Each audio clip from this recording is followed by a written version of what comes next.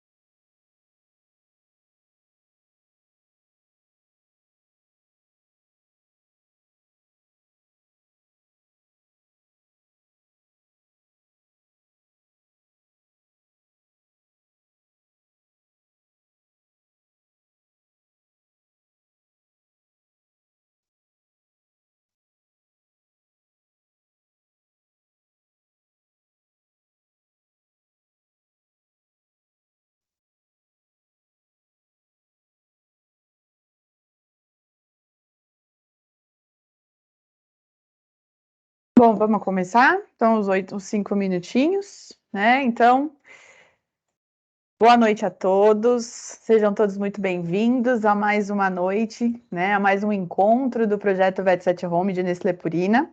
Para quem ainda não me conhece, meu nome é Carolina, sou médica veterinária aqui da região de São Paulo e líder do projeto. Trouxe uma breve agenda da nossa noite de hoje, onde depois da abertura vou apresentar um pouco sobre o nosso ilustre palestrante da noite, Dr. Bruno Torres, e após a palestra dele, a gente vai abordar algumas informações importantes sobre o projeto, tá? E só alguns recados importantes, como mantenham, né, os microfones de vocês no mudo, só para evitar possíveis ruídos e vocês terem um melhor aproveitamento da palestra, tá? E as dúvidas, gente, a gente vai ter um espaço no final para a gente poder conversar a respeito, tá bom? Mas tem o chat do Teams, fiquem à vontade para colocar também, que nós da equipe técnica vamos estar disponíveis aí para vocês também, tá bom? E aqui é importante da gente comentar, né, pessoas novas no projeto e quem já ouviu falar sobre o nosso centro de pesquisa, o Purina Institute, que é onde nós desenvolvemos todas as tecnologias dos nossos produtos, tá? É um centro que tem mais de 500 veterinários e nutricionistas focados aí em trazer uma melhor nutrição para os nossos pets. E coloquei o site aqui para vocês, porque lá a gente disponibiliza também todos os estudos científicos, tá? Então, tem muitos que eu vou mostrar aqui para vocês depois, relacionados ao tema da noite, tá? Então, é só acessar o nosso site aí, purinainstitute.com, que daí vocês conseguem ter o acesso, tá bom? E sem muitas delongas, né? Então, queria dar as boas-vindas e boa noite para o Dr. Bruno Torres. Doutor, é um prazerzaço estar aqui, né? Ter você aqui na nossa noite, para a gente poder conversar sobre um assunto que é muito comum hoje, né? Os nossos idosos, com a questão da disfunção cognitiva, que é uma patologia muito comum, né? E queria agradecer aí mais uma vez a sua presença e poder compartilhar todo o conhecimento conosco, tá? E falando um pouquinho sobre o Dr. Bruno Torres, ele é membro fundador e diretor científico da Associação Brasileira de Neurologia Veterinária, presidente da NeurolatinVet, ele é professor adjunto e responsável pelo Serviço de Neurologia e Neurocirurgia da Escola de Veterinária e Zootecnia da Universidade Federal de Goiás, especialista diplomado em cirurgia veterinária pelo Colégio Brasileiro de Cirurgia Veterinária, participou, né, do externship em neurologia e neurocirurgia nas universidades de Múrcia, na Espanha, Royal Vet College, no Reino Unido, e na UC Davis, nos Estados Unidos.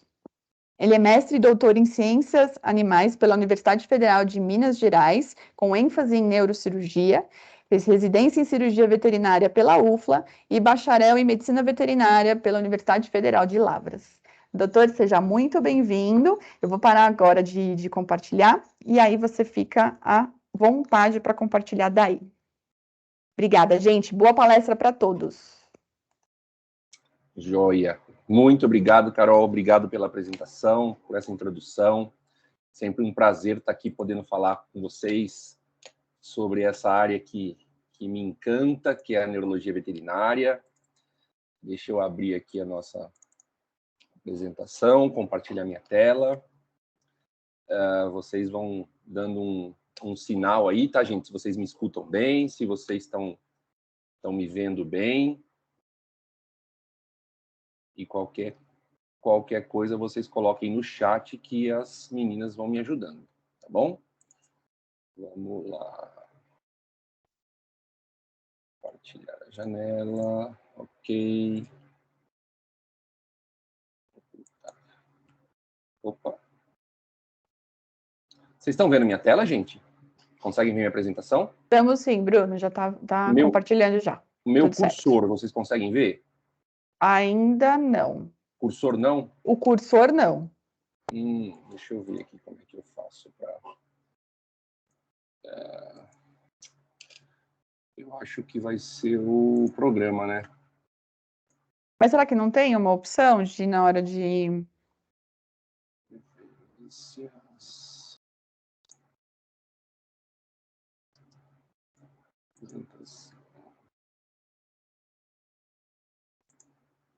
Ok, mostrar o cursor somente slides com links ou fins. Mostrar o cursor. Ok, vamos ver se vai dar certo. Agora, conseguem ver ou ainda não? Esperar um pouquinho para ver se vai, mas não. Não? Não. Nada. Poxa, que pena. E aqui para mim não dá outra opção além daquela. Deixa eu ver aqui uma... Não me dá mesmo. Bom, eu do Keynote eu também não consigo te ajudar. Não, na verdade não é do Keynote, eu acho que é porque assim, eu costumo dar por outras plataformas, talvez seja plataforma, mas não tem problema. Eu vou lendo para vocês aqui, vamos dizer assim, eu vou fazendo a interpretação do que eu precisar apontar, tá bom? Tá bom, beleza. Gente, então, mais uma vez, boa noite. Um prazer muito grande estar aqui com vocês. Agradecer ao convite da Carol, de toda a equipe. Sempre um grande prazer. A gente tem uma parceria muito grande com a Purina, Nestlé, tanto aqui no Brasil quanto a Latam, né, que a gente fala, Latinoamérica. A gente vem aqui sempre que a gente pode conversar sobre esses temas que são tão importantes nesses nossos pacientes com problemas neurológicos. A gente tem falado muito das epilepsias, a disfunção cognitiva também é algo bastante importante que a gente vai hoje dar um enfoque. E aí, a gente traz também o enfoque para esse paciente que está sendo atendido no seu próprio domicílio, né? Então, dá boa noite a cada um de vocês que faz esse papel tão importante. É uma parcela de atendimentos diferenciada. Eu sei bem como é isso, eu estava até conversando com a Carol antes. Eu ainda faço atendimentos a domicílio, muito menos do que eu fazia antes, né?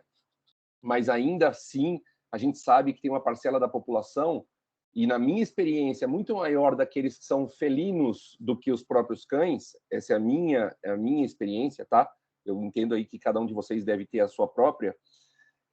Mas o atendimento domiciliar, ele é diferenciado, né? Acho que vocês têm condição de falar isso talvez muito melhor do que eu. Quando a gente traz um exame neurológico para dentro desse atendimento domiciliar, nós precisamos ter em mente que não é porque a gente não está no local mais adequado, dentro lá da nossa clínica, no ambiente que a gente estaria mais acostumado, que a gente vai deixar etapas para trás. A gente precisa fazer sempre um exame bem completo. Então, assim, via de regra, coisas muito básicas que a gente precisa ter para fazer um exame neurológico completo e que eu acho que vale a pena vocês terem aí na maleta de vocês e carregarem junto com vocês. Então, aquilo que vocês já estão cansados de saber, né? Um martelinho, uma lanterna, se for possível, né? Uma lente magnificadora para ver fundo de olho, uma pinça, de preferência uma pinça Cocker ou Kosher, né? Aquela que tem o dentinho de rato, para a gente, quando a gente precisa avaliar a sensibilidade profunda, principalmente, de pacientes com mielopatias. E algo muito importante, que é um tapetinho antiderrapante. Às vezes a gente vai chegar no local e aquela casa, né, o apartamento, seja lá, né, o local do tutor, ele vai ter lá um piso super liso, às vezes você não tem um tapete antideslizante. Essa semana mesmo eu fui atender um gato a domicílio e a pessoa que eu pedi, eu falei assim, você não tem um tapete que seja mais emborrachado? Não, emborrachado não, eu tenho uma mantinha que gosta muito, o gato gosta e tal. Vamos tentar? Vamos. Não vai ser legal, porque aí vai enroscar a unha e na hora que você for fazer o posicionamento tátil, reações posturais, isso vai virar uma bagunça danada. Então, tenham com vocês aqueles rolinhos, né, que são os tapetinhos, como se fosse de yoga, que são leves, são fáceis de higienizar. Então, essa é uma dica importante para que vocês levem nos atendimentos. Para todo o nosso atendimento, vai ser muito importante que a gente siga as etapas lá. Eu sempre falo, né, as 8 etapas. Eu não vou aprofundar nisso aqui hoje, porque não é nossa intenção, né, mas é uma coisa que a gente está sempre falando. Quem tiver depois alguma dificuldade, vocês podem me procurar, podem me chamar, me mandar e-mail. Mas as 8 etapas do exame neurológico. Então, a gente vai sempre estar conversando com o tutor e já avaliando as 4 principais etapas sem tocar no paciente. E elas são extremamente importantes. E para o paciente com disfunção cognitiva, elas vão fazer toda a diferença. Então, como é que está o estado mental desse paciente? Como é que está a postura desse paciente? A marcha e se existe algum tipo de movimento involuntário. Depois disso, a gente vai fazer a avaliação clínica semiotécnica geral. E, por último, a gente vai fazer as próximas 4 etapas, que são neurológicas de palpação. Então, aí vem exame de nervos cranianos, reações posturais, reflexos espinhais, aproveitando para ver tono muscular.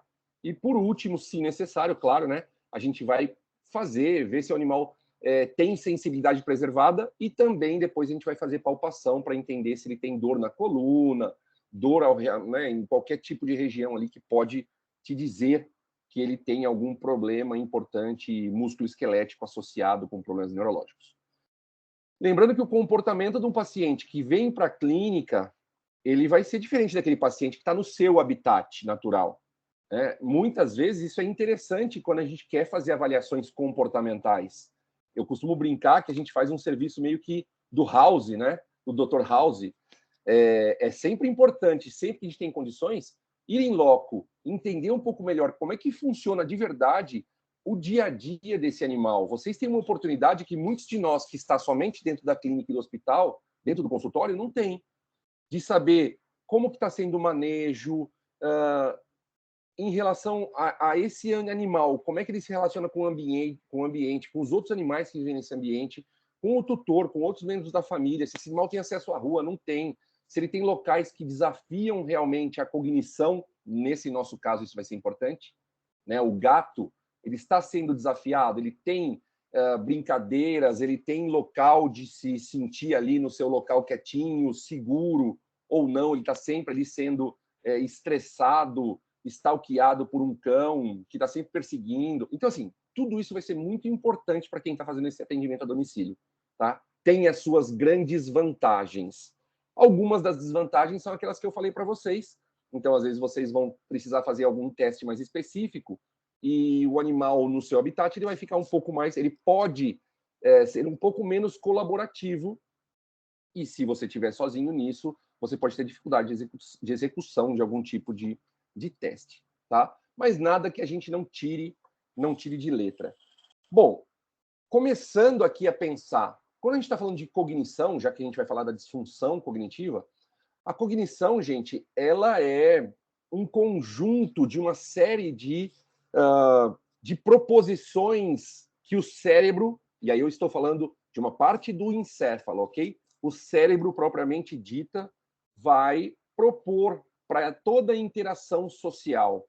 E aí eu trago aqui essa rede, né, esse network aqui de várias palavras muito importantes que vão formar a cognição de um ser vivo.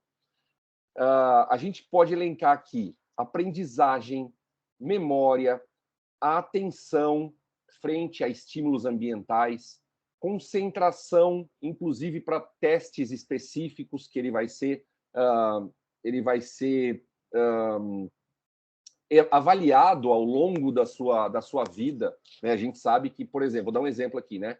Cães que vão para a pista, cães que são de exibição, gatos também que vão ali brincar com uma presa que seja de brinquedo. Então, precisa da concentração, precisa da atenção, né? Tem o aprendizado que ele vai trazer a memorização daquilo que ele aprendeu desde a ninhada com os filhotes, que ele aprendia a dar o bote, ele aprendia a fazer toda a postura para dar o bote na hora certa, enfim.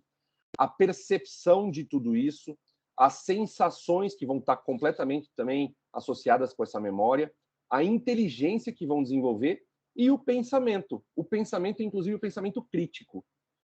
A partir do momento que nós começamos a pensar numa doença que chama-se síndrome da disfunção cognitiva, nós temos, de alguma forma, uma perda dessa rede, da interconexão entre essas diversas áreas que precisam estar integradas para que a cognição ocorra. Então, gente, cada vez mais, com o passar da idade, com o melhor atendimento desses pets, que nós sabemos muito bem, a dieta é muito responsável por isso, o atendimento veterinário especializado está sendo muito importante para a longevidade desses pacientes, e a gente entende muito bem que essa capacidade cognitiva deles é muito evoluída mesmo. Não vou entrar no mérito, mas eu quero mostrar para vocês, né, esse esquema de um encéfalo, onde nós temos aqui a parte de trás, que é o cerebelo, que vai dar a parte toda de coordenação e refinamento de movimentos, parte de tronco encefálico, que no cão e no gato é essencial para a marcha motora voluntária, daqui que vai originar a marcha e não do cérebro, né, ao contrário do ser humano, que a nossa marcha, nossos movimentos voluntários dos 4 membros, origina-se no cérebro, no cão e no gato, no tronco. Boa parte, né, 10 dos 12 pares de nervos cranianos originam-se no tronco encefálico e são imprescindíveis, inclusive, para controles vitais aqui, mecanismos vasomotores, né, centros de controles respiratórios e por aí vai. Então, o tronco encefálico é muito importante. E o cérebro, com todas essas funções que eu falei até agora, no slide anterior, inclusive, com toda a integração entre esses 4 lobos, mais a porção de rinencéfalo, nós temos aí uma conjunção que vão fazer com que nós temos percepções específicas em lobos específicos. Exemplo, o lobo temporal é aquele onde está incluído a área cortical que recebe a audição. Então, ele vai captar estímulos auditivos para passar para a região frontal e interpretar de maneira consciente para que tenha uma resposta àquele estímulo auditivo. Aqui no temporal ainda, nós temos a região que está relacionada com hipocampo, que é uma parte importantíssima de memória.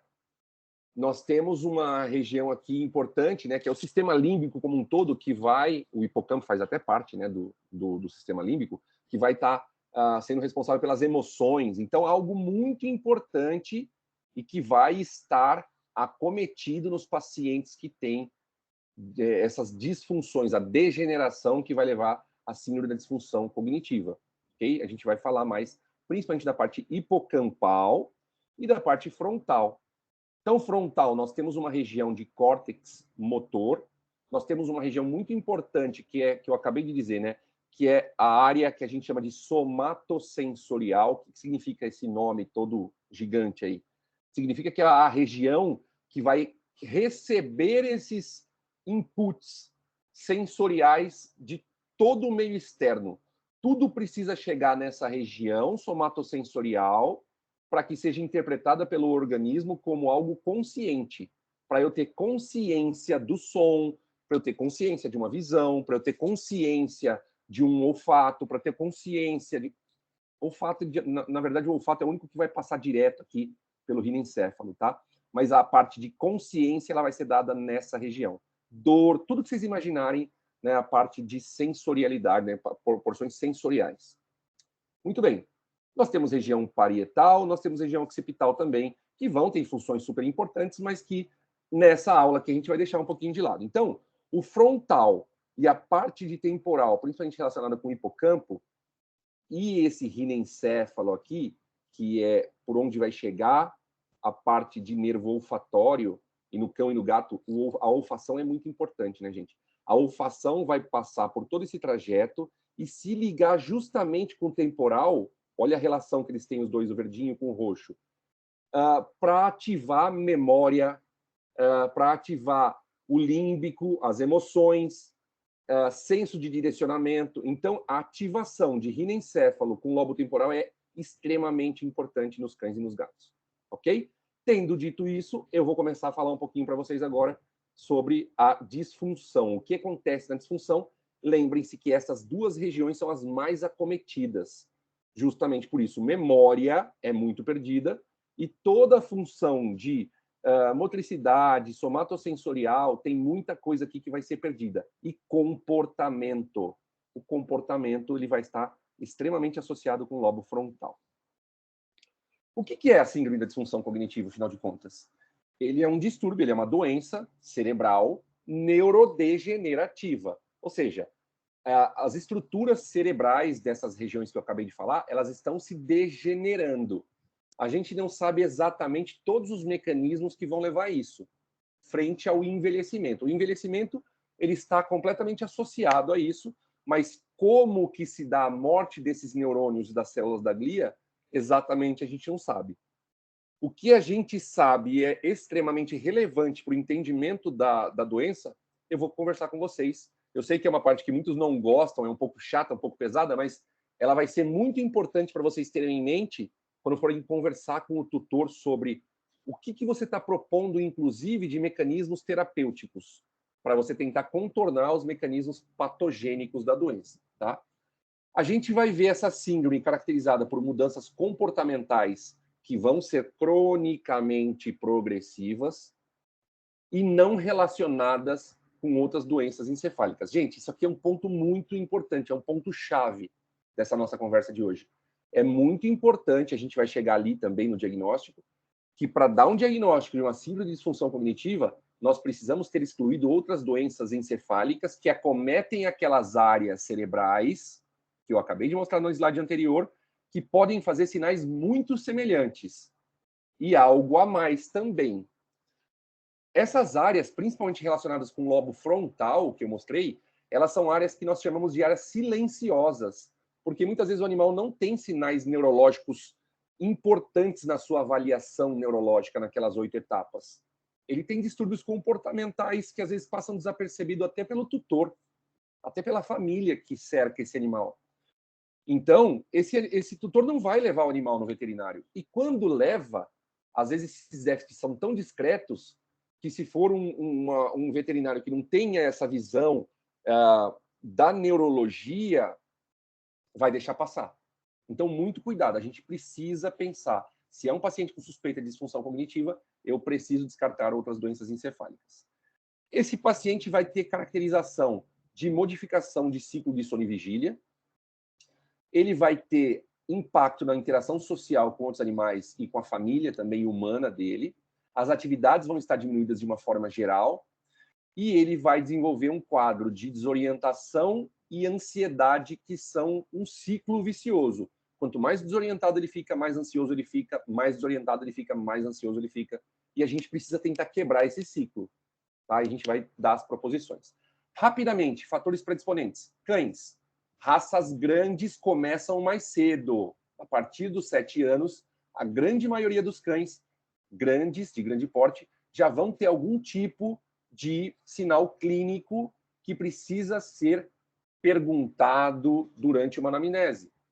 Raças pequeno porte de cães, geralmente a partir de 10 anos de idade, a grande maioria dos cães de pequeno porte vão apresentar algum sinal clínico. Estudos mostram, né, alguns estudos bem interessantes, eles mostram mais de 50% de cães acima de 7 anos já com pelo menos um sinal clínico de disfunção cognitiva. 68% dos cães com 14 anos ou mais apresentam também algum sinal. Felizmente, para o pessoal que gosta de gatos, acredito que tenha bastante gente aí, né? A medicina felina está crescendo e eu também, eu gosto muito da medicina felina.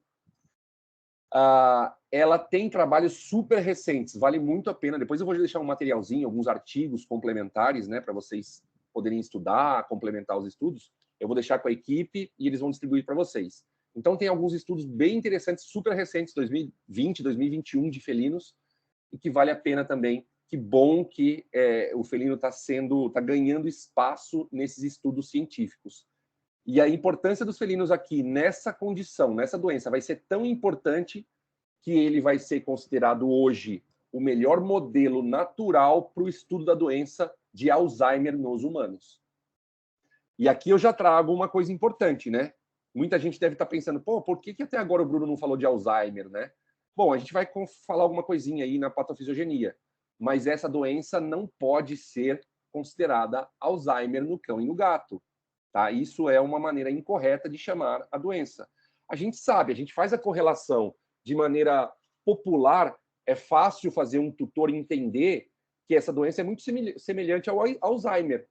Tudo aquilo que a pessoa às vezes já vivenciou num ente querido, idoso, que teve o problema, ou que tem, vive na casa, ele entende de uma forma muito mais clara. Olha, sabe a doença de Alzheimer no ser humano? Então, essa doença, a disfunção cognitiva do idoso, é muito semelhante, mas não é a mesma, não é igual, tá? Mas ela divide algumas características importantes, principalmente clinicamente falando. Bom, voltando. A maioria dos gatos acima de 11 anos de idade já apresenta algum tipo de sinal clínico, já pode apresentar, ok? 88% dos gatos entre 16 e 19 anos já vai ter pelo menos um sinal clínico característico da doença. Entre 28% e 36% vai ter, né, de gatos entre 7 e 14 anos também podem apresentar. E no estudo mais recente de 2020, mostra que 96,4% dos gatos acima de 14 anos já tem algum tipo de problema. Né? Isso é bem importante. Claro que essa porcentagem vai ser tão elevada porque é um estudo que recrutou gatos senis que já tinham algum problema. Então, a chance disso acontecer vai ser muito maior, né? Bom, alguns aspectos para vocês que estão indo a domicílio, para que vocês que estão tentando entender ali fatores predisponentes. São artigos que nós trazemos para vocês só para o conhecimento, talvez para quem não saiba. Isso não tem que ser levado a ferro e fogo, mas são coisas que a gente tem que ter na nossa mente. Esse é um deles, tá? Tem dois aqui que eu quero mostrar para vocês. Esse é um deles, um artigo um pouquinho mais antigo, 2001, onde foi caracterizado, isso já vem sendo discutido há muito tempo.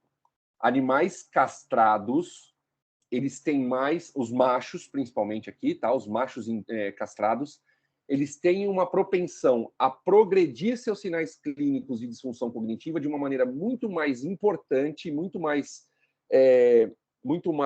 acentuada do que os animais inteiros. Então, isso não está completamente comprovado mas acredita-se que a testosterona ela tem um efeito protetor contra o desenvolvimento da disfunção cognitiva no cão macho. Nós não temos essa resposta ainda em gatos, ok? E nem em fêmeas, isso ainda não foi correlacionado, somente no cão macho. Então, isso vale a pena também, tá, gente? Para a gente entender, opa, A gente está falando de um cão que já é castrado, estão atendendo, ele tem sinais de disfunção cognitiva, a gente pode se preocupar entendendo que essa progressão dos sinais dele pode ser um pouco mais grave. E uma pesquisa super recente, 2021, alguns de vocês já devem ter visto essa pesquisa, ela gerou uma certa polêmica, inclusive, né, do Curtis Dewey, inclusive o professor Curtis Dewey, mostrando que a doença periodontal ela está associada com a disfunção cognitiva de cães idosos. Então, é um estudo bem interessante, porque ele é prospectivo, ele foi um estudo cego, e o final desse estudo mostra que tanto animais que tenham alterações periodontais estão mais predispostos a ter disfunção cognitiva mais acentuada, quanto o contrário também é verdadeiro. Cães com disfunção cognitiva tendem a ter mais problemas periodontais. Isso vale para a gente, né, por mais que seja um trabalho que possa ser contestado, porque, pô, é claro que o idoso vai ter mais disfunção cognitiva, e é claro que o idoso também tem mais problemas periodontais. Bom, mas a gente pode prevenir tudo isso, principalmente a parte periodontal. Então, é nossa função instruir esses tutores que eles precisam manter desde cedo uma boa higiene bucal do paciente. Tá? Então, isso aí para a gente fazer desde cedo, não precisa esperar o animal ficar velho para isso. E olhem para a boca desses animais quando vocês forem fazer, né? Às vezes, a domicílio, a gente fica, às vezes, um pouco mais assim, né? Pô, o tutor não está segurando legal, você não tem aquela mesa apropriada para você colocar o animal em cima, ele não se intimida tanto, ele é um animal que está... Né? Mas a gente precisa fazer esse atendimento de maneira completinha. Temos uma tríade importante aqui que vai misturar o desenvolvimento da doença, vai estar associado com a parte genética. Então, acredita-se fortemente que tenha um perfil genético envolvido no desenvolvimento da doença. Metabólico, a gente vai entender que principalmente disfunções mitocondriais relacionadas aí com a parte de respiração mitocondrial e produção exacerbada de radicais livres de oxigênio vão estar prejudicando o cérebro, de uma forma geral, deste paciente. E a parte nutricional, que está super, super na moda agora, eu acredito que vocês, quem acompanhou, né, uma palestra que foi excepcional, que a Purina promoveu junto com o Neurolatin Vet no congresso que foi recente, falando sobre o eixo intestino, né, o microbioma intestinal e o encéfalo. Isso está muito, muito na moda, está sendo muito estudado na medicina, e na medicina veterinária começa a ganhar uma importância um enfoque muito, muito importante, muito relevante. A gente precisa começar a estudar muito mais esse eixo, não só para disfunção cognitiva, para a saúde encefálica, para as epilepsias e para outros distúrbios psiquiátricos também do cão e do gato. Tá? E aí, gente, então a gente entende que é uma doença que ela é complexa por ser multifatorial. E eu colocaria uma pitada a mais aqui, tá? Na maioria dos artigos vocês vão encontrar isso aqui, mas eu colocaria uma pitada a mais, que está sendo muito também discutida ultimamente. E não tem como deixar isso de fora na neurologia. A ansiedade. A ansiedade ela vai vir piorando todo esse estado, precipitando problemas que podem ter fundo genético, alterando perfis metabólicos e também nutricionais. Então, vale a pena a gente entender, no ambiente que a gente está, né, fazendo essa avaliação, ali em loco, o que pode estar gerando ansiedade também para esse paciente. Rapidamente, entrando um pouquinho mais profundo em toda essa cascata que vai estar gerando a degeneração dessas células neurais. Já falamos, é uma doença que é semelhante ao Alzheimer. E existem lesões que na histologia a gente pode comparar e são muito parecidas com o que acontece na doença de Alzheimer humana, ok? Então vamos lá. A primeira coisa que nós sabemos, existe então as lesões progressivas oxidativas do envelhecimento. Os radicais livres de oxigênio, eles vão fazer um ciclo que vai ser autoperpetuante. Quanto mais lesão oxidativa vai ser originada, mais radicais, mais morte de membranas, degranulação daquele ácido araquidônico, daqueles lipídios, daquela camada bilipídica das membranas celulares de uma forma geral. Isso vai sofrer cada vez mais oxidação e gerar mais lesões. E é um ciclo autoperpetuante. A gente tem que trabalhar nessas lesões oxidativas, tá? Com tudo isso, nós sabemos que existe uma fibrose da parede dos vasos sanguíneos, do encéfalo como um todo, mas principalmente das regiões ao redor dos ventrículos, ou seja, periventriculares. Nessas regiões, esses vasos começam a ter uma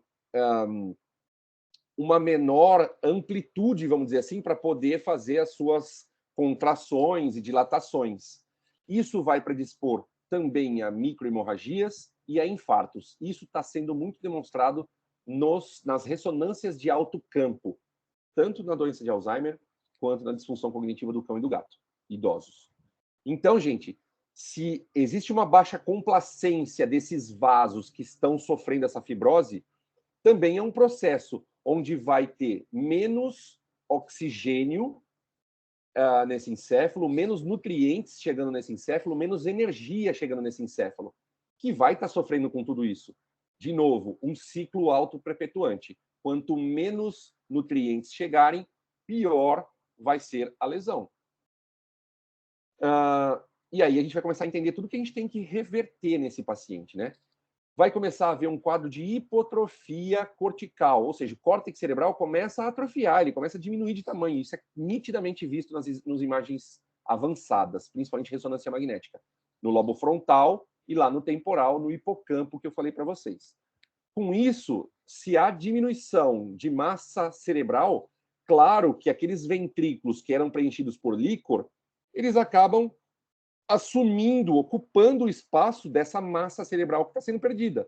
Então, com isso, a gente tem uma ventriculomegalia, uma dilatação de ventrículos, mas sem pressão, sem uma hipertensão. Então, não é uma hidrocefalia. Muito cuidado com isso, ok? Nós não temos um quadro de hidrocefalia, mas é muito comum a gente ver esses ventrículos dilatados. Eu vou mostrar isso para vocês nas imagens, vai ficar mais claro de vocês entenderem. Aquele mesmo espessamento, a fibrose que a gente viu nas paredes dos vasos sanguíneos, nós também vamos ver nas meninges. Então, elas começam a se calcificar, se espessar, e tudo isso vai gerando mais problema. Bom, vamos entrar um pouco na parte agora de mecanismos de neurotransmissores. Isso aqui vai ser essencial em entendimento para a gente pensar depois aonde a gente vai atuar, seja com dieta, seja com fármacos. Esses pacientes que estão desenvolvendo a disfunção cognitiva, eles têm uma tendência de ter níveis de neurotransmissores muito baixos. E um dos principais problemas já identificados até o momento, já falei para vocês, isso é uma cascata gigante, a gente não entende ela por completo. O que a gente já sabe, existe um aumento da atividade dessa enzima que chama-se monoamina oxidase. E ela é a principal enzima que vai catabolizar, né? Ela vai catalisar, ela vai quebrar a dopamina, ela vai quebrar a serotonina, ela vai quebrar a noradrenalina. E a falta desses neurotransmissores vão diminuir aí memorização, atividade motora, a parte de humor. Isso vai gerar muito mais radicais livres de oxigênio, né? Porque a dopamina vai ser muito importante também para fazer varredura desses radicais livres que agora começam a se acumular. Então, a falta desses neurotransmissores vão produzir toda a clínica do nosso paciente. E é importante que a gente reverta esse quadro. Existe uma diminuição também, né, de número de neurônios que produzem acetilcolina, que fazem transmissão colinérgica. E a transmissão colinérgica através da acetilcolina, ela é importantíssima para a função motora do nosso organismo. Sem acetilcolina, a gente não vai fazer motricidade adequada. E aí, vale lembrar que esses pacientes são muito mais lentos. Eu vou mostrar alguns vídeos de pacientes para vocês aqui, que vocês vão ver que ele está todo lento, ele não quer caminhar, ele caminha devagar, ele é todo mais lento. Tá? Isso está completamente envolvido aqui. E também o sono, o perfil colinérgico está completamente associado ao sono. Então, esse cara não dorme adequadamente mais como deveria, ele troca a noite pelo dia, ele começa o ciclo de sono e vigília, está completamente alterado, e aí gera ansiedade, ele começa a vocalizar de noite, e geralmente o que o tutor mais reclama desse seu pet é que ele está trocando o dia pela noite, começou a vocalizar e não deixa ele dormir. O pet não descansa, o dono não descansa. E aí a gente tem um grande problema. Tá? E, claro, eu não quero simplesmente fazer o que muitos veterinários têm feito, que é uma onda, inclusive, na medicina. Vamos socar calmante nesse cachorro, nesse gato. Vamos socar sedativo nesse animal. Porque aí a gente faz ele dormir à força e fica todo mundo bem. Não, não fica. O tutor pode ficar bem, mas o pet não está bem. Então a gente vai precisar endereçar essas alterações e tentar revertê-la. No máximo que a gente conseguir, claro. Gente, já comentei, mas isso aqui é muito importante, inclusive para a dieta proposta pela Purina, que depois acho que a Carol vai falar alguma coisinha para vocês com mais propriedade. Os pacientes com disfunção cognitiva, eles têm uma baixa capacidade de captar glicose para ser utilizada como fonte de energia para as atividades encefálicas. Lembrem-se que o encéfalo ele não consegue armazenar glicose, como outros órgãos armazenam em forma de glicogênio. Então, na falta dessa glicemia que não está chegando, e quando chega não está sendo absorvida pelas células, não está sendo captada pelas células para fazer respiração aeróbia, a gente precisa de uma fonte alternativa. E a fonte alternativa, uma delas são corpos cetônicos, que a gente pode falar um pouquinho mais para frente. Finalmente, com tudo isso que a gente está falando, vai ter degeneração, vai ter morte celular programada, principalmente de neurônios e células da glia, inflamação associada à desmielinização e diminuição das progenitoras de células neurais. Bom, tem dois nomes muito importantes quando a gente pensa em doença de Alzheimer. Uma delas chama-se proteínas beta-amiloides e a outra chama-se proteína tau. Vamos destrinchar as duas rapidamente aqui, porque são importantíssimas também para cães e gatos.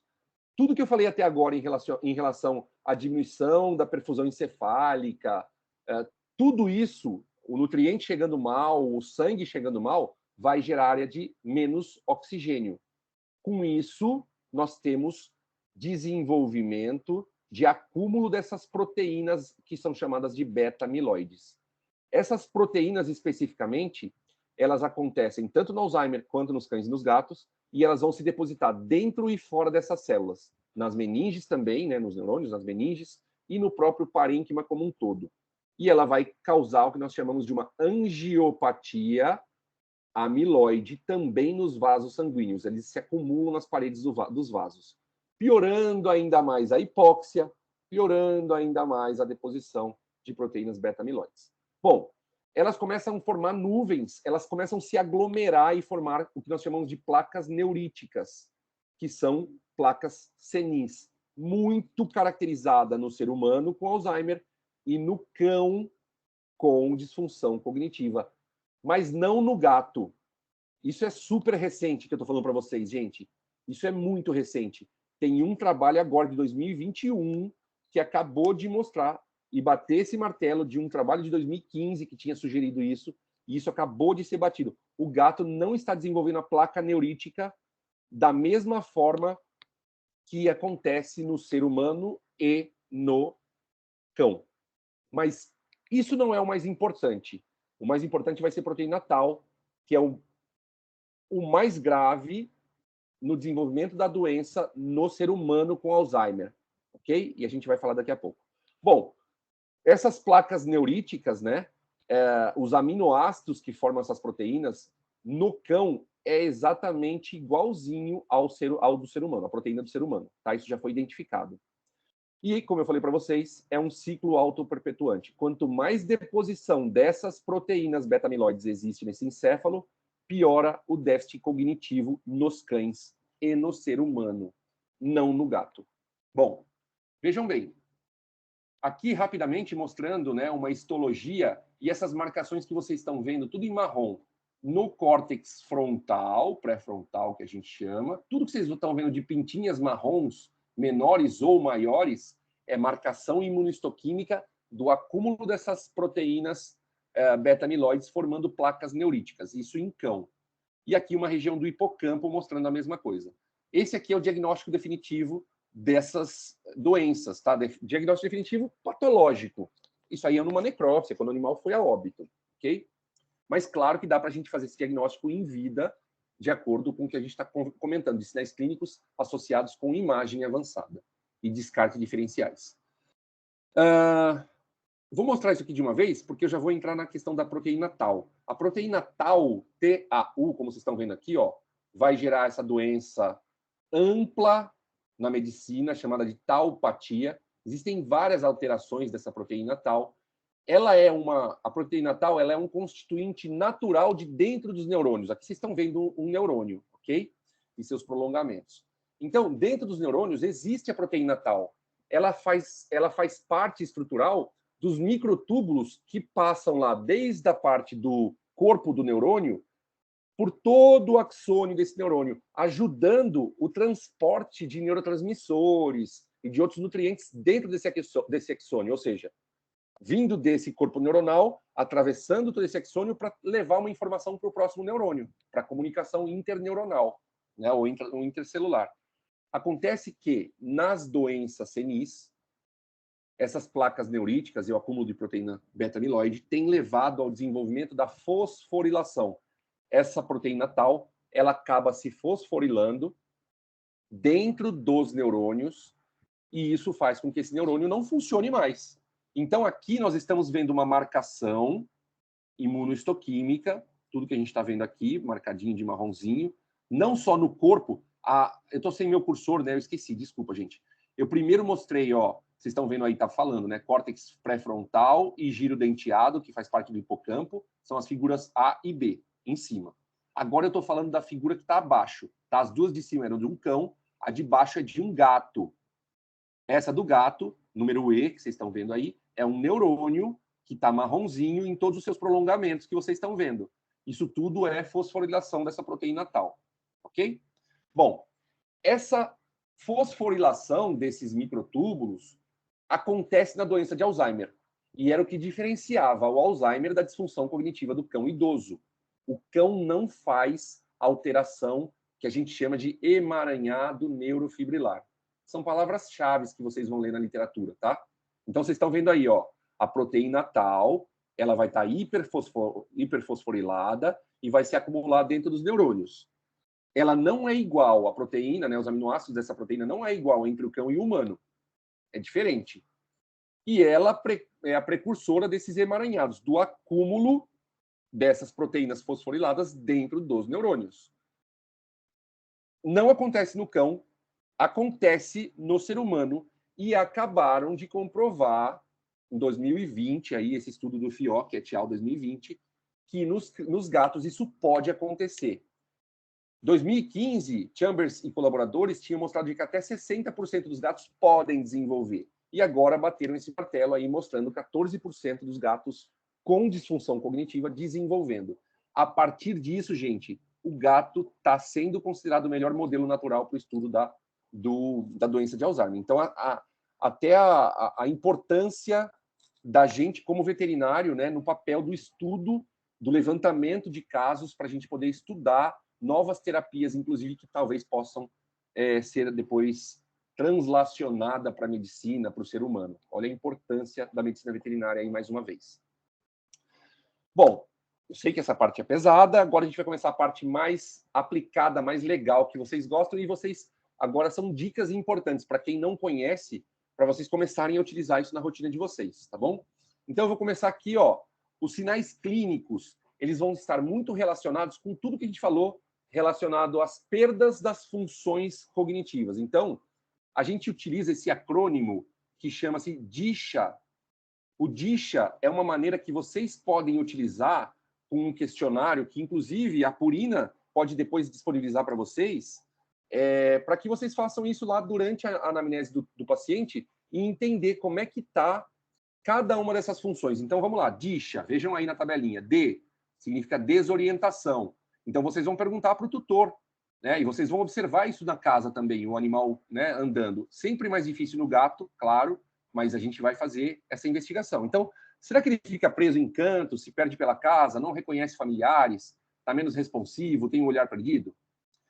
Interação social, I, fica mais irritado, tem medo, fica agressivo, desinteressado e menos apto a receber carinho. Isso aqui é muito, muito mais comum, inclusive no gato, do que no cão. S, sono e vigília. Ele está trocando noite pelo dia, ele dorme pouco, ele está inquieto, andar compulsivo, vocalização. H, Higienização, aprendizagem e memória vêm associados com essa higienização. Então, ele não está respondendo mais a comandos que antes ele sabia, ele tinha aprendido, ele está perdendo tudo isso. Ele não atende mais pelo nome, às vezes ele nem escuta mais, não aprende novas tarefas, ele se distrai muito facilmente, ele faz necessidade fora do lugar. Gato, quando começa a fazer isso, também é um grande problema, né? Fora da liteira, fora da sua caixinha ali de areia. Então, isso mostra que esse animal tem alterações importantes e a gente precisa saber endereçar e diagnosticar. E ele perde os seus hábitos de higienização, de autolimpeza. E aí vem os dois As. O primeiro, atividade. Então, ele perde interesse de brincar, de sair, de passear. Ele tem o andar compulsivo que a gente já falou. Não tem direção, né? Ele fica andando aí sem direção, sem objetivo. Comportamentos repetitivos, fica lambendo, mastigando a esmo, né? Lembrem-se que no cão com disfunção cognitiva, crises epiléticas não são comuns. No gato isso pode acontecer. Tanto crises epiléticas focais quanto generalizadas. E cuidado, porque lambeduras e mastigações podem ser crises epiléticas focais. A gente vai precisar entender muito bem como é que está isso acontecendo.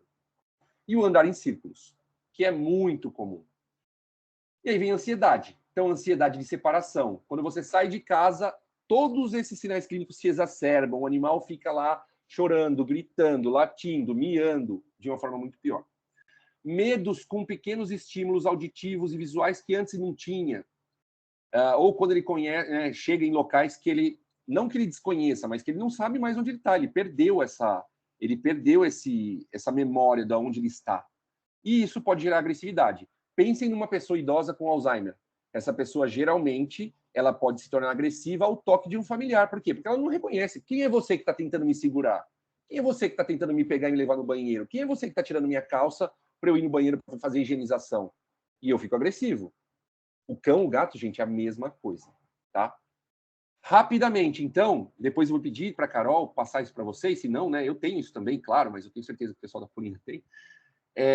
Um trabalho, né, que foi feito junto, né, com colaboradores deles também, que vai mostrar para vocês, vocês vão poder classificar cada uma dessas linhas em conversando com o tutor, né? Então, vocês vão dar uma nota 0 quando esses sinais não estão aparentes, nota 1 quando são sinais discretos, nota 2 quando são moderados e nota 3 quando são graves. Então, o animal na desorientação, né?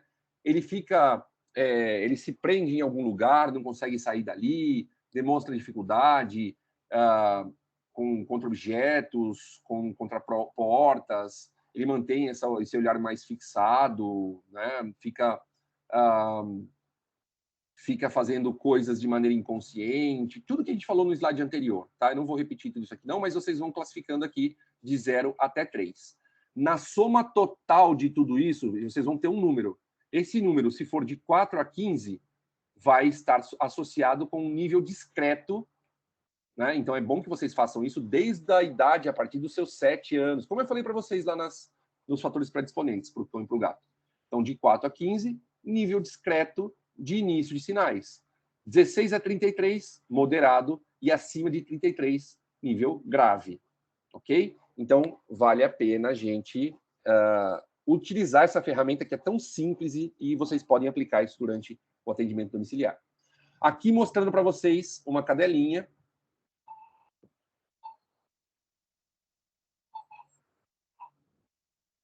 de, se eu não me engano, 18, 19 anos.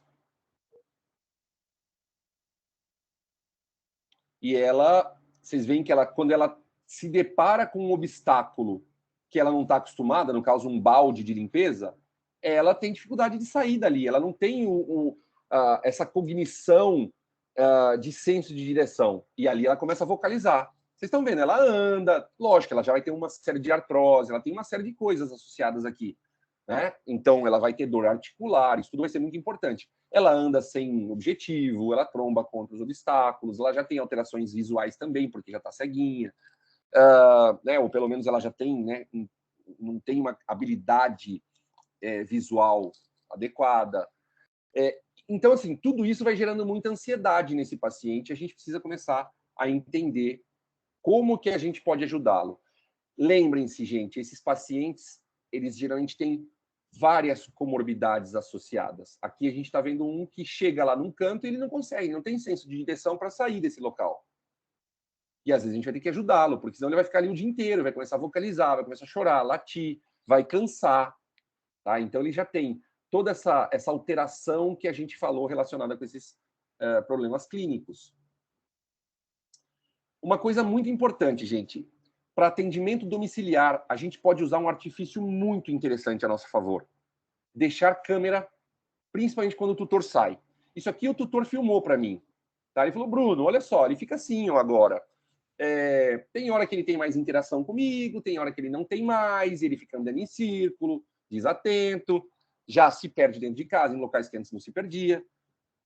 Mas a vizinhança começou a reclamar que ele tem chorado, principalmente quando eu estou com ele, ele não chora, mas quando eu saio, ele faz isso de uma maneira mais caracterizada. Eu falei para ele, coloca uma câmera.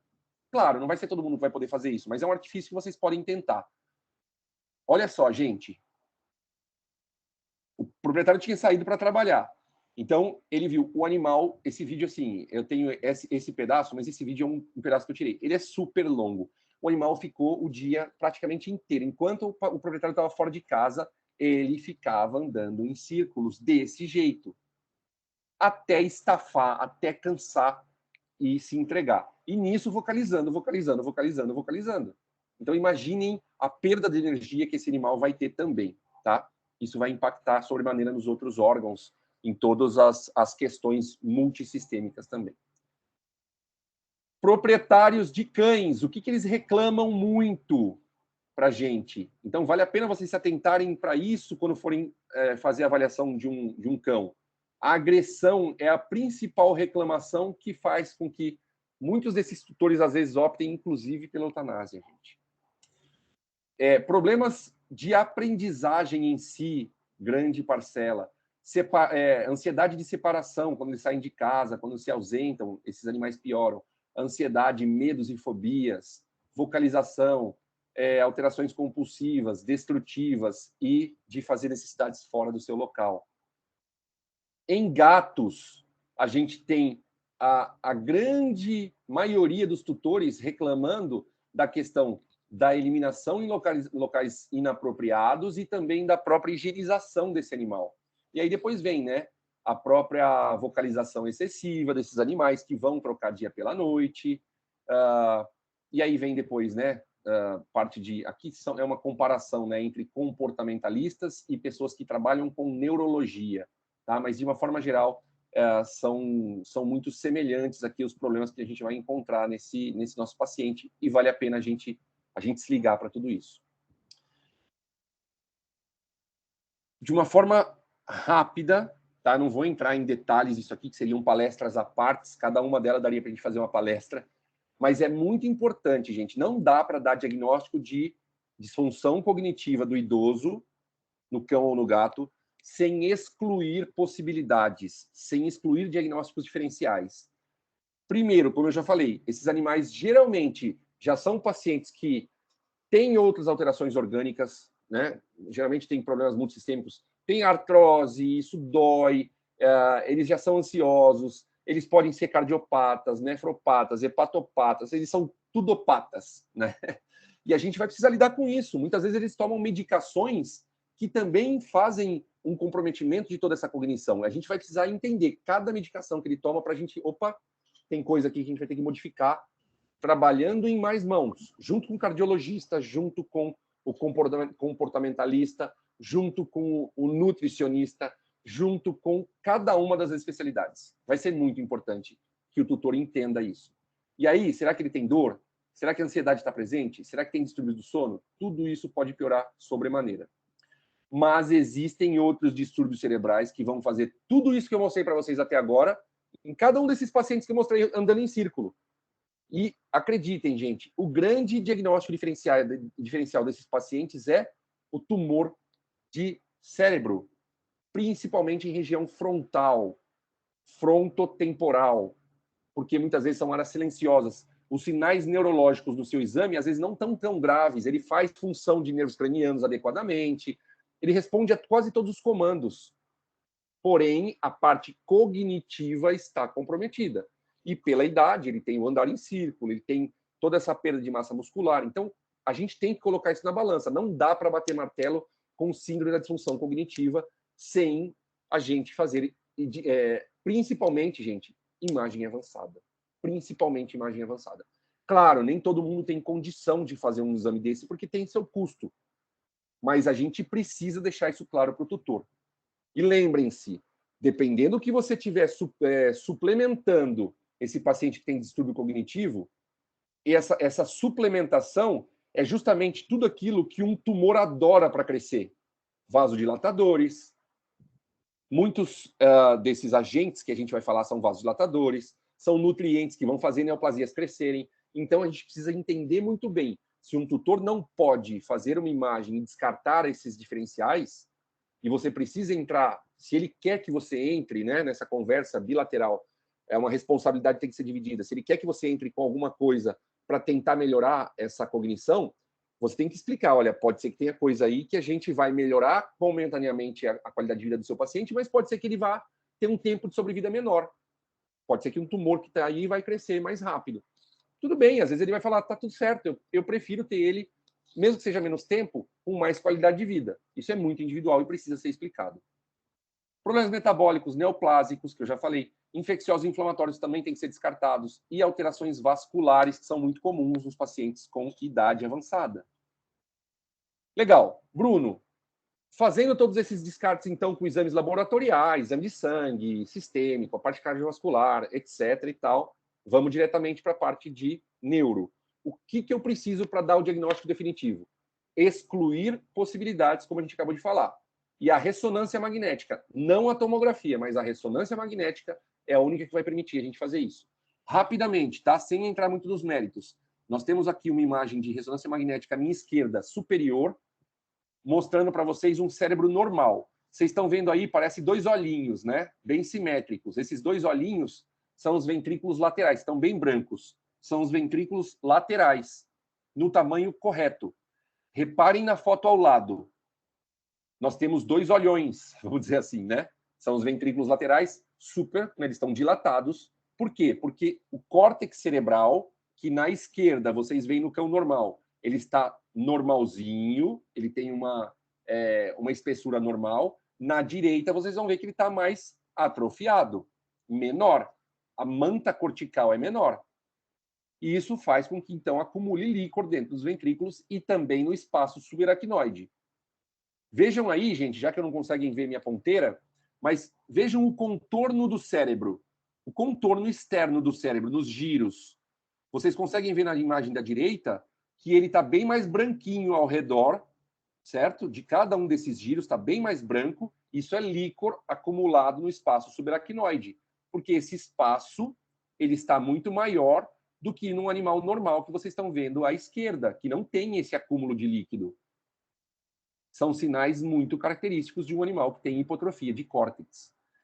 E outro sinal muito importante, vocês estão vendo aí duas, na imagem da esquerda no cão normal, vocês estão vendo aí duas linhas tracejadas com 8 milímetros, mostrando essa distância de 8 milímetros. Essa é o que nós chamamos de aderência intertalâmica. É a aderência que faz a comunicação entre os dois hemisférios cerebrais. Essa aderência que vocês estão vendo aí, AIT, aderência intertalâmica, ela precisa estar pelo menos maior do que 5 milímetros num cão normal, ok? Num cão que não tenha síndrome da disfunção cognitiva. Quando ela está abaixo de 5, isso significa que esse paciente já tem sinais sugestivos, associado, claro, com a clínica do paciente, ele já tem um diagnóstico, e também aqui na ressonância a gente excluiu, não tem alterações neoplásicas, infecciosas, etc. e tal, exclui tudo. Tá? Não tem, ele só tem sinais de alterações de senilidade nesse cérebro. Reparem essa aderência intertalâmica na figura de cima da direita. Olha agora, o que era 8 na da esquerda, na da direita está 1,9. Super pequeno, atrofiou, tá? E isso vai fazer um impacto muito importante na clínica do animal. As figuras de baixo, vocês podem ver, a aderência intertalâmica é essa bolinha que está, pensem bem no meio da imagem, bem no meio da imagem. Tem uma bolinha que está circundada por líquor, que está branquinho. O líquor é tudo que está branco, certo? Não tem a região aí que está uma bolinha escurinha no meio escura, no meio aí da quantidade de líquor? Na esquerda vocês estão vendo isso bem normal, na direita vocês estão vendo isso bem diminuído. É a mesma coisa, é a aderência intertalâmica bem diminuída. Ok? Muito bem. Vamos lá, vamos para a terapia. Deixa eu ver meu tempo aqui, que eu sei que já tá em cima, né? Mas vamos falar rapidamente, então, da terapia. Primeira coisa que a gente tem que entender, não há cura. Não há cura. A gente quer fazer diminuição da progressão dessa doença, melhorar a cognição desse paciente e elevar a qualidade de vida desse paciente, evitando, inclusive, eutanásias precoces. Tá? Então, tudo que eu vou falar para vocês aqui é para a gente tentar diminuir morte neuronal, reequilibrar neurotransmissores, diminuir o dano oxidativo que a gente já comentou, inclusive inflamação. Gente, eu não vou ficar passando aqui cada um desses detalhezinhos. Vocês depois a gente passa, eu vou passar, essa aula vai ficar gravada por alguns dias para vocês podem revê-la. A questão de dose, essas coisas, depois eu posso passar um PDF também para o pessoal, eles passam para vocês, tá? Eu não quero me atentar a esses detalhes, eu quero atentar para algumas outras coisas importantes aqui. Vamos lá. A terapia, se vocês forem pensar em medicação, o que nós temos de maiores resultados na literatura científica corrente hoje é o uso da selegiline. Tá? É o que a gente mais tem em estudo hoje. A selegiline, o hidroclorato de selegiline, ele pode ser prescrito, geralmente vai ter que ser remanipulado de acordo com o peso do animal, ou então manipulado imediatamente, enfim. Para cão e para gato, a cada 24 horas, a selegiline, ele inibe a monoamina oxidase, aquela enzima que eu falei para vocês, que está fazendo com que haja muita quebra, né, de maneira exacerbada, vamos dizer assim, da dopamina, principalmente, lembram? Então, aqui, o que eu quero? Eu quero inibir essa enzima para deixar mais dopamina nesse paciente. Eu quero mais dopamina, eu quero mais noradrenalina, né, as catecolaminas de uma forma geral também. Eu quero isso mais presente, porque isso vai melhorar sono, isso vai melhorar a cognição, a memorização, a motricidade e diminuir radicais livres de oxigênio, porque vocês lembram que eu falei que a falta desses neurotransmissores aumenta radicais livres de oxigênio. Então, com isso eu consigo evitar um pouco, reequilibrar melhor esses neurotransmissores, ok? Muito cuidado, né, para não exceder doses específicas aí, de 2 mg por quilo por dia. Lembrem-se, cuidado com associação com outros antidepressivos, isso pode ter efeitos colaterais importantes. E lembrem-se principalmente de instruir o tutor que esses fármacos agem no longo prazo. Não esperem que isso vai começar no dia seguinte, daqui 2 dias, 3 dias. Não. Geralmente, a melhora clínica pode estar, né, presente depois de 1 mês, geralmente dentro de 1 mês de utilização. Lembrando que nem todo paciente responde assim tão bem. Se der certo, geralmente a gente vai manter isso para o resto da vida do animal. Já coloco em segundo plano, né, mas deixando muito claro para vocês, eu só lanço mão de medicação quando eu já recebo um paciente muito grave de cara, ou quando a minha tentativa de modificação de dieta e ambiental não deu certo. Eu não gosto de colocar medicação de primeira, tá? Eu sempre vou tentar primeiro ambiental, e por isso é muito importante vocês estarem em loco nessa avaliação, e também a dieta desse paciente de forma precoce. Isso já pode ajudar lá no futuro a evitar esses danos todos que a gente está falando. Então, as terapias dietéticas e nutracêuticos, existem vários potentes antioxidantes e também com ação anti-inflamatória que vão fazer efeito neuroprotetor a longo prazo. Então, existem vários suplementos aí, como vitamina B, C, E, selênio, beta-caroteno, esse ácido alfa-lipólico ele tem sido extremamente estudado, o SAMe, a curcumina, vários flavonoides, carotenoides, que tem, né, está muito presente em frutas, vegetais, enfim, várias outras aí que vocês estão vendo que podem ser utilizadas e são ricas em vários desses nutrientes. E os cofatores também mitocondriais que vão ajudar na respiração mitocondrial que está comprometida. L-carnitina e também o alfa-lipóico que eu já comentei anteriormente. Fosfatidilcerina tem sido muito utilizada também em suplementações. E, claro, né, esses caras aí tão conhecidos de vocês, os derivados aí do ômega 3, principalmente, DHA e o EPA, que tem, além de potentes varredores de radicais livres de oxigênio, também tem ação anti-inflamatória. Tá? E já existem trabalhos que mostram que eles diminuem a formação de placas beta-amiloides. Extrato natural de ginkgo biloba. Existem alguns trabalhos interessantes, com baixo poder científico, mas interessante no aumento do fluxo do sangue para o encéfalo, que está faltando, e inibição também daquela enzima monoaminoxidase que eu falei para vocês. Tá? E com isso, diminuição de radicais livres de oxigênio. E aí vem os ácidos graxos de cadeia média.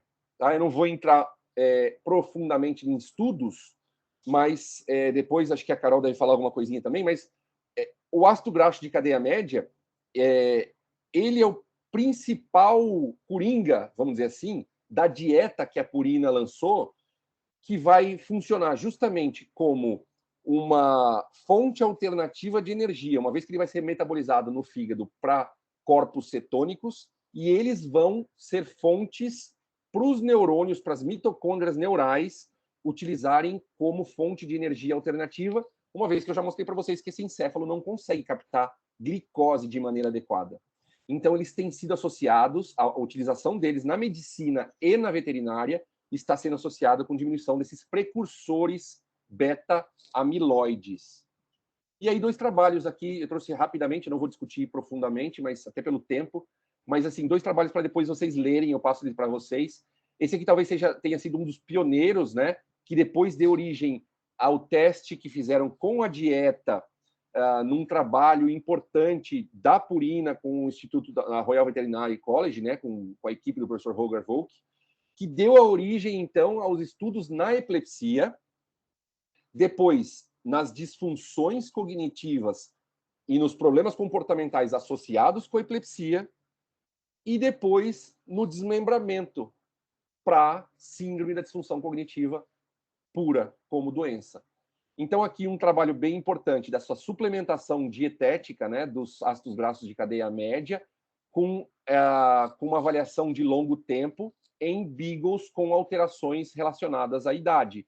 Então, são beagles que foram acompanhados por 8 meses com suplementação desses MCTs com 5,5%, né, desses MCTs na dieta, e eles tiveram uma melhora cognitiva importante frente a todos os testes de cognição que foram feitos. Inclusive, eles tiveram a identificação desses corpos cetônicos em boas concentrações séricas.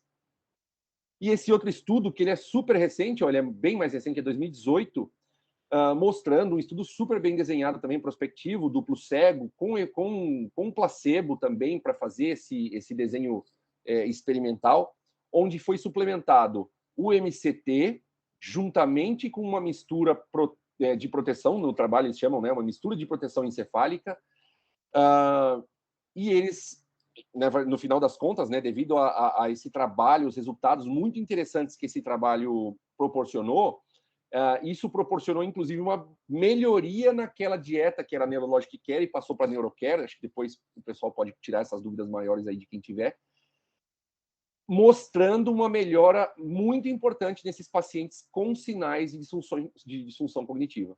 Tá? Um estudo bem interessante, onde foram incluídos 86 cães acima de 9 anos de idade com sinais de disfunção cognitiva, e melhorou, né, esses animais tiveram melhora em 6 categorias do DISHA, desde 30 até 90 dias de suplementação com esses compostos. Então, assim, vocês estão vendo a importância da nutrição de uma forma geral, né, na utilização, né, na utilização e principalmente na identificação precoce desses pacientes.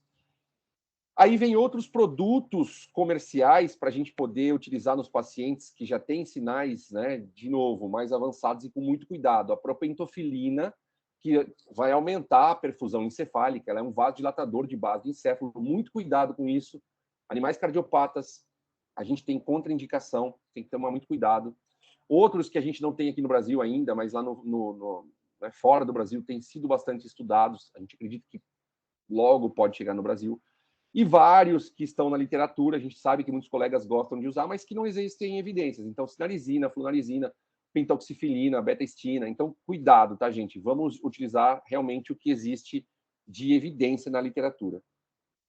Moduladores comportamentais de uma forma geral, os ansiolíticos, e aí entram benzodiazepínicos. Eu tento evitar ao máximo, tá? Como eu falei para vocês, eu não gosto de deixar esse animal sedado. São casos muito específicos que a gente precisa realmente fazer isso. A gabapentina tem sido um grande aliado para cães e para gatos, para a gente diminuir a ansiedade de separação, principalmente. E a pregabalina também tem bons resultados. Os antidepressivos, quando precisam ser utilizados, né, a fluoxetina ela tem melhores resultados, tanto em cães quanto em gatos. E aí depois eu deixo essa tabelinha aqui para vocês terem acesso e usarem de colinha aí nos atendimentos de vocês quando forem fazer as prescrições, tá? Eu considero essa aqui uma das melhores, que tem muita variação de dose na literatura. Essa tabelinha para cão e para gato eu considero ela bem bacana. Depois vocês têm ela para consulta rápida aí para vocês, tá bom? E enriquecimento ambiental, né, gente? Esse aqui é o primeiro, né? Eu coloquei assim uma sequência, mas é a primeira coisa que vocês estão em loco, vocês estão vendo. Como é que está o desafio cognitivo desse paciente? Ele faz exercício, tem brinquedo, não tem? Ele está liberando dopamina com tudo isso ou não? Então, assim, a gente precisa instruir esse tutor. E aí existem vários brinquedos que são estimuladores dessa cognição e a gente precisa melhorar, tanto para o cão quanto para o gato. Rapidamente, uma paciente, né, a Bibi, uma poodle de 14 anos de idade. A Bibi, ela, olha só a ressonância magnética dela mostrando a aderência intertalâmica com 3,8 milímetros, ou seja, menor do que 5, tipicamente, excluindo outras possibilidades para um poodle de 14 anos. E mostrando, né, a gente desafiando ela aqui com bolinha, com, né, essas bolinhas inteligentes que vão desafiar a cognição do animal para que ele consiga se alimentar. Então, é uma forma da gente estimular aprendizagem, cognição, desafio, raciocínio lógico, tudo isso no nosso paciente. Gatos, existem várias modalidades também, aqui pendurado, né, petiscos dentro desse brinquedinho, onde vai fazer com que ele brinque, que ele interaja. As bolinhas também. Cuidado, tá, gente? Esses animais geralmente são poliartríticos, eles têm artrose em todo, né, na maioria dessas articulações, são velhinhos. Se você deixar os potinhos muito baixos, eles vão se curvar demais, eles vão ter dificuldade de comer. E esses animais que têm disfunção cognitiva já têm dificuldade de comer, naturalmente, eles têm menos interesse pela comida. É muito difícil conseguir nutrir esses pacientes, tá, adequadamente. O tutor geralmente reclama, olha, ele não come, ele tá chato para comer, e gato vai ser pior do que cão. Outra coisa, né? Para que ele não simplesmente deixe de ir nos lugares que ele gosta, a gente vai ter que providenciar alternativas para que ele continue tendo, né, chegar nos locais que ele gosta e continuar brincando e fazer o que ele puder. Esse é o Jack. O Jack é um paciente muito familiar, na verdade. Ele é da Mariel, da minha esposa. Ele ficou, né? Ela adotou ele quando ela estava na faculdade. E hoje ele tem 15 anos. E o Jack, ele vem ao longo desses últimos 2, 3 anos desenvolvendo sinais que vêm piorando ao longo do tempo. E o Jack, ele está, como vocês podem ver aí, fazendo tipicamente, né, o que um paciente com disfunção cognitiva faz. Eu trago esse exemplo porque aqui a gente consegue mostrar, né, quando vocês estão indo a domicílio. Olha, ele tem escada. Ah, legal, colocaram um tampão para ele não conseguir subir. Legal, mas quer dizer, então, que a família sobe e ele fica embaixo? E isso pode gerar uma separação, uma ansiedade de separação quando o pessoal vai dormir. Então, o que a gente instrui? Pega o Jack e leva o Jack lá para cima, no colo, porque ele não pode se machucar aqui. Ah, ele leva os potinhos dele ali do ladinho, vocês estão vendo, água e ração, né? Porque ele vai ter dificuldade de ficar baixando o pescoço. Se ele deita, ele tem dificuldade de levantar. Então, tudo isso vai ser importante. Gente, colocar vários potes na casa, no local que ele fica. Por quê? Porque ele se perde em locais que antes eram familiares e agora não são mais. E aí, se ele se perde, ele não vai achar água, ele não vai achar ração, ele não sabe mais onde está, onde ficava, onde fazia cocô, onde fazia o xixi. Então, a gente vai ter que ter um cuidado redobrado com esse paciente, tá? Aqui mostrando ele fora daquele período que ele fica lá andando só em círculo, ele tem os momentos de normalidade, entre aspas, mas que ele fica meio perdido. Ele não tem um olho, ele é piratão. O olho dele foi tirado quando ele tinha 3 anos de idade, tá? Por problema, quando ele foi adotado, ele estava com o olho rompido já. Então aqui ele está meio perdidão em um ambiente que antes era muito familiar para ele. E um último vídeo mostrando aqui a dificuldade, né? Ele fica ali parado, na frente do alimento, na frente da água, um tempão antes que ele comece a comer. Então a gente precisa deixar isso também bem palatável, né? Porque ele não está mais sentindo o cheiro adequadamente, ele não sente mais, ele não escuta adequadamente, a visão já está comprometida. Então, claro que a gente também vai ter que excluir possibilidades. E no Jack, essa aqui é a ressonância do Jack, feita há mais ou menos uns 3 meses, se não me engano, mostrando para vocês aqui, olha, menos de 3 milímetros de aderência intertalâmica. Então, a gente exclui possibilidades de qualquer alteração neoplásica, infecciosa, inflamatória, outras possibilidades, e a gente mostra todas as alterações que eu relatei para vocês anteriormente, né, que a imagem avançada vai mostrar para a gente. Gente, então, para a gente finalizar aqui, lembrem-se desses sinais que são muito importantes, e vocês podem usar o DISHA, esse acrônimo, né? Existem outras proposições na literatura, eu diria que o DISHA ele é muito prático, ele é muito eficiente, ele é muito intuitivo para você conseguir fazer essa tabelinha junto com o tutor. Esse exame neurológico ele precisa ser bem feito para que vocês excluam possibilidades de outras alterações, por exemplo, de neuros cranianos que não deveriam estar acometidos, descartar diagnósticos diferenciais. Quanto mais precocemente vocês identificarem sinais, por mais discreto que sejam, e aí vocês colocarem terapias de suporte, desafiando o ambiente e talvez mudando dieta desde precoce, talvez a gente consiga evitar e retardar ainda mais essa evolução. E quando for extremamente necessário, é claro, a gente vai colocar fármacos para tentar modular toda aquela patofisiogenia que eu falei para vocês. Beleza, gente? Então, agradeço muito a atenção de vocês numa quarta-feira à noite. Desculpa ter passado um pouquinho do meu tempo. Vocês sabem que eu falo demais, né? Sempre assim. Carol, muito obrigado mais uma vez pelo convite. É sempre um prazer poder falar para vocês e falar sobre o que a gente gosta, a gente ama fazer também, e poder ajudar um pouquinho esses nossos pacientes, né? E fico aí aberto, se tiver um tempinho para responder perguntas também e acompanhar o que vocês vão propor aí. Fica meu contato aqui também, quem quiser anotar, brunobjtorres@ufg.br, e o canal Neurovet, né? O canal Neurovet no YouTube. Vocês podem digitar lá Neurovet, vocês vão acompanhar, vocês podem trocar ideia comigo lá, acompanhar casos clínicos, discutir e tudo mais. Bom? Obrigada, Bruno. Essa foto desse gato tá demais, né? Esse gatinho. Um gato velhinho. Parece que o cérebro tá exposto, né? Esse Sphinx tá demais, meu Deus, a foto dele. Bruno, muito obrigada, tá? Foi excelente a palestra, como sempre. Cada vez que eu vejo uma palestra sua, eu aprendo um pouco mais, né? Então, é sempre muito, muito bacana, né? Essa troca de informações. Eu tenho 2 aqui, não é? Já falei muito pro pessoal aqui nos nossos encontros, comentei com você também. Então eu tenho um que é idoso, né? Mas graças a Deus ele tá ótimo, até por demais, né? Ele tá com 11 anos. E aí eu fico sempre de olho nele, enfim, né? Mas não tem jeito. Isso a gente sabe que uma hora chega a idade deles, como chega a nossa. O importante é a gente cuidar, né? E para a gente evitar no máximo, né? E uma coisa muito importante, né? Você comentou aí, é muito importante. A gente que está visitando, né, seja recebendo um consultório ou visitando a domicílio, é importante que a gente faça essas perguntas, mesmo que precoce, porque tem gente que não reporta isso para a gente, o tutor não reporta, porque ele fala assim, não, isso é porque ele está velhinho, não, sim, não é nada demais. Exato. Mas sim, a gente pode melhorar a função desses animais, a gente pode dar mais qualidade de vida para esses animais. Então é muito importante a gente se atentar para isso, mesmo quando a queixa for outra. Sim, até no começo, né? Quando eles começam, quando já vê que já está diminuindo um pouco a atividade, já não brinca tanto, já tem que ficar esperto.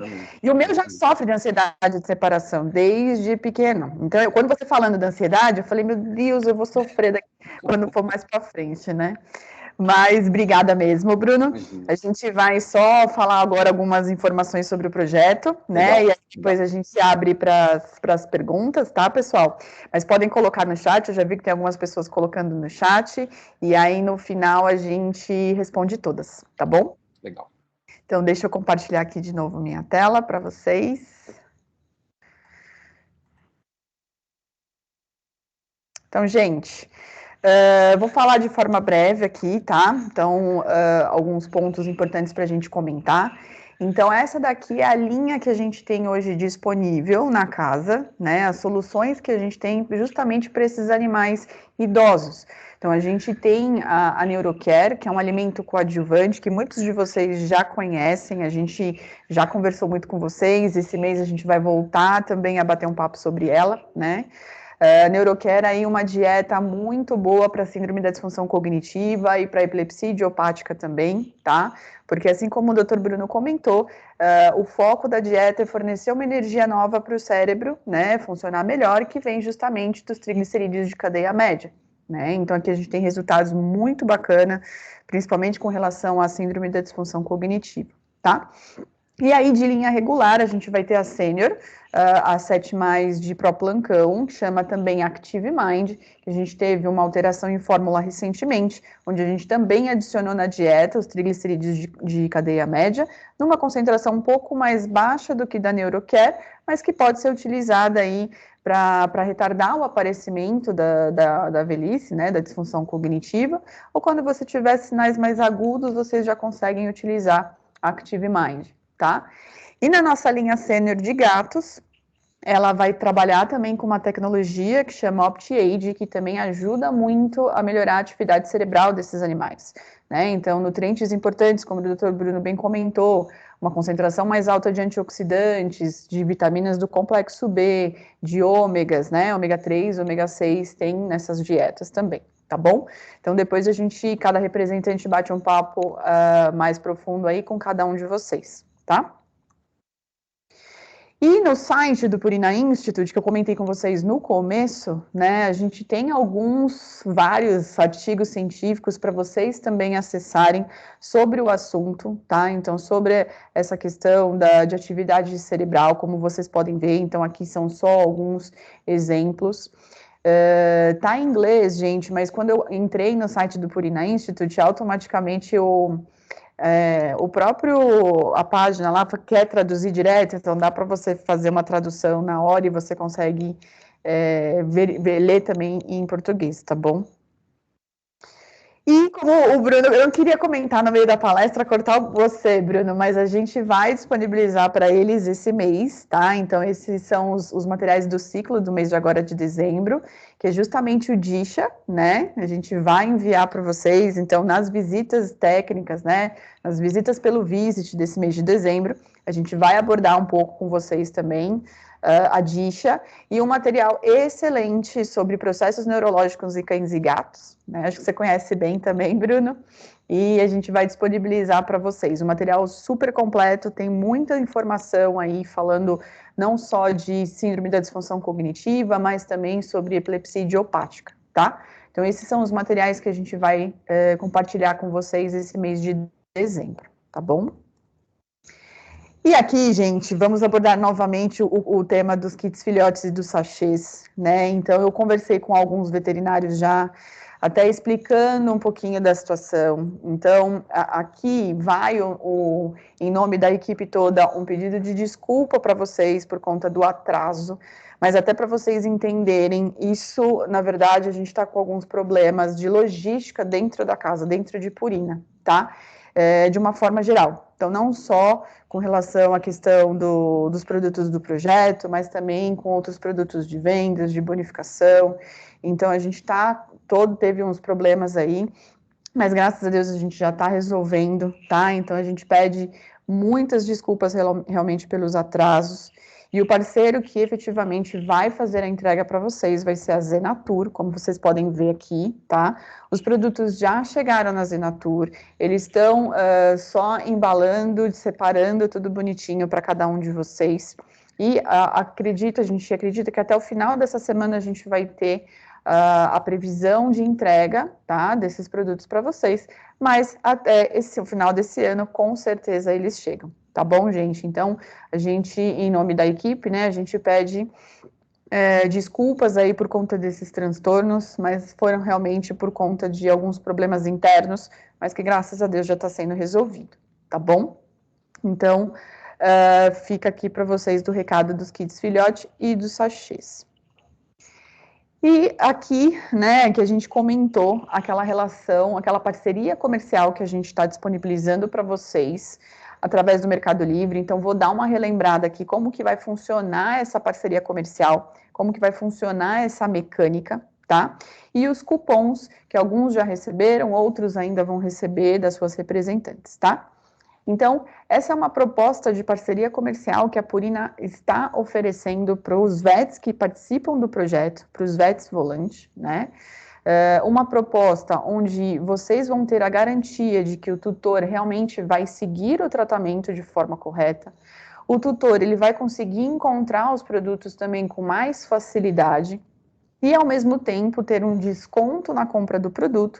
E o veterinário também vai conseguir um rebate, né, um cashback de tudo que o cliente comprar, tá bom? Então, isso é uma proposta que só a Purina pensou para vocês, né? Para vocês também enxergarem nós como os parceiros comerciais também de vocês, tá? Então, isso aqui é exclusivo dos veterinários do projeto, tá bom?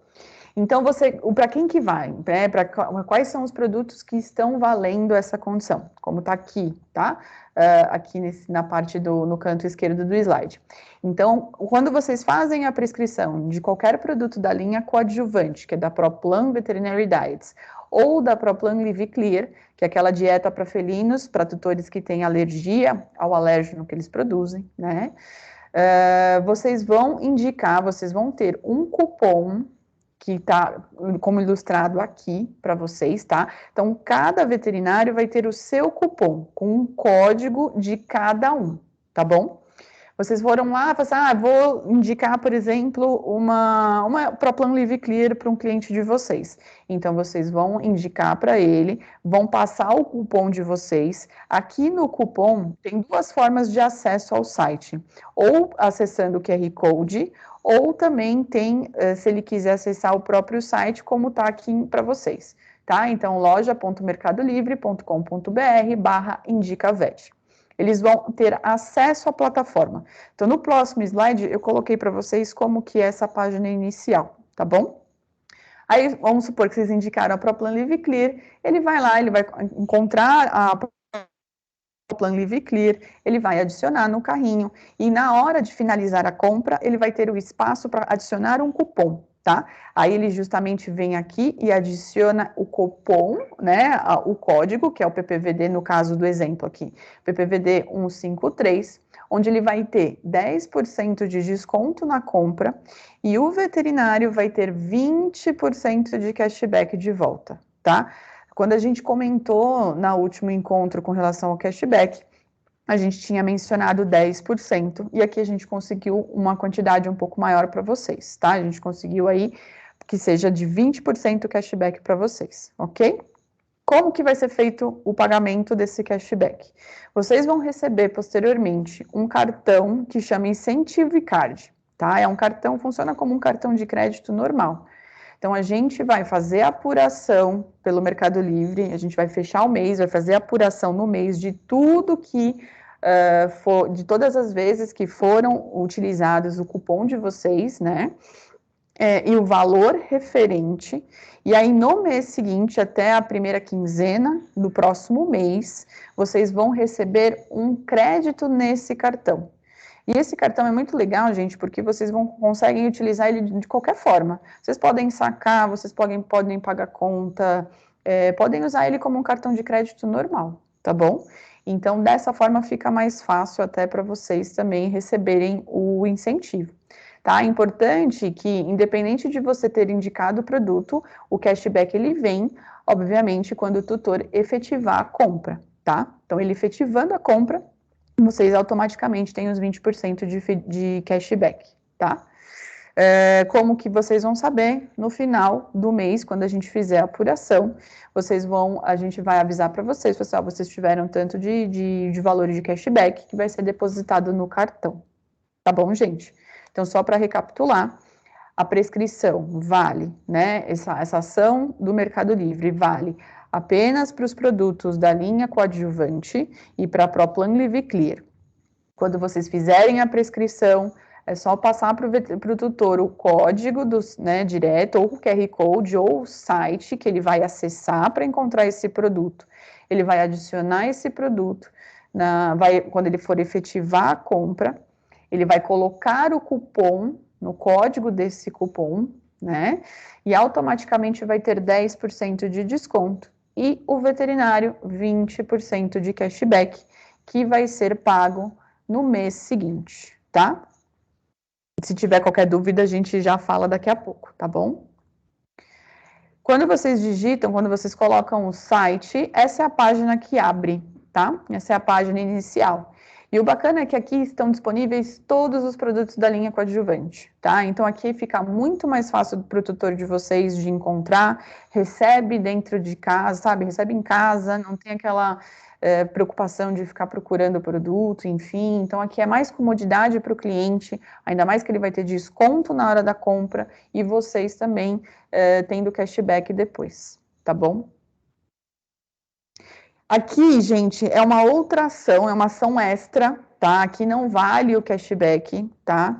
A gente tá com a terapêutica, né? A nossa linha UR para cálculos urinários para gatos no pacote de 1,5 kg de 7,5 kg, que tá com uma validade um pouco mais curta. Então, ela tá para fevereiro de 2022. Então, nesse produto específico, fazendo a compra pelo site do Mercado Livre, né, pelo Indicavet, quando vocês efetuam a compra, automaticamente tem já 30% de desconto na ração. Então, é importante, o valor que vocês estão vendo no site obviamente, é o valor sem o desconto, tá? Então, quando vocês quiserem saber, é só tirar os 10% no caso do tutor da linha normal, né? E da UR, no caso aqui, vai ter 30% de desconto. Aqui, gente, é uma ação à parte, tá? Que é só realmente para os próximos meses, aí até por conta do vencimento. Então, só para lembrar, aqui não tem o cashback, porque aqui já está tudo dentro do desconto para o cliente comprar, tá bom? E para 2022, né, a gente está programando aí um primeiro encontro com vocês. A previsão para o dia 27 de janeiro, tá? Que é uma quinta-feira, mas aí a gente vai confirmar tudo bonitinho com vocês no começo de janeiro. Esse primeiro encontro vai ser muito importante a participação de todos, porque a gente vai falar um pouquinho sobre a programação para 2022, tá? Então, como por exemplo, o envio dos produtos, a gente já está programando justamente para não ter atrasos, né? Então, a gente vai programar da melhor forma possível, a gente vai passar essa programação para vocês. O novo termo de compromisso, né, para participação no projeto também, a gente vai disponibilizar para vocês. Esse termo aí tem uma validade por 6 meses, então tem a possibilidade sempre de renovação, mas é um compromisso aí firmado por pelo menos 6 meses com vocês, mas a gente aborda isso no ano que vem, no começo do ano que vem, tá? A gente vai passar um pouquinho sobre agendas dos nossos encontros também, das palestras que a gente vai organizar para vocês, tá? Os temas, né? E algumas novidades, como o programa de fidelidade, que a gente está pensando também em fazer, além de todos esses benefícios, toda essa parceria comercial e todos esses produtos que a gente vai enviar para vocês, também um programa de fidelidade, tá bom? Então, aqui é mais, né, como o que a gente vai abordar no comecinho, né, do ano, para a gente ter um ano de 2022 aí muito bom e muito produtivo, tá bom? Para finalizar, gente, a gente queria agradecer a todos vocês, né, por estarem, muitos estão com a gente desde antes do projeto, né, muitos estão com a gente desde o começo do ano, principalmente por conta da pandemia, que a gente ficou muito tempo dentro de casa, então, em forma de agradecimento pela parceria, como pedido também de desculpas por conta do atraso também dos kits e dos produtos, a gente não podia deixar, né, de entregar para vocês um presente, uma lembrança de fim de ano, que vocês vão receber na casa de vocês, tá? Não vou falar o que é um presente surpresa, não é nada demais, é uma coisa simples, mas é de coração, em agradecimento de toda a equipe para vocês, por conta de toda a parceria, e que eu tenho certeza que vai ser uma parceria muito próspera para o ano que vem, tá bom? Então, espero que vocês gostem do presente, devem receber aí até o final desse ano, tá bom? Então é isso, gente. Aqui eu abro para dúvidas, né? Tanto da palestra quanto de algum detalhe do projeto, tá? Que a gente tenha falado aqui agora, tá bom? E, só para finalizar aqui, aí a gente já volta lá e a gente vai conversando com as dúvidas, tá bom, gente? Muito obrigada e fico à disposição de todos vocês.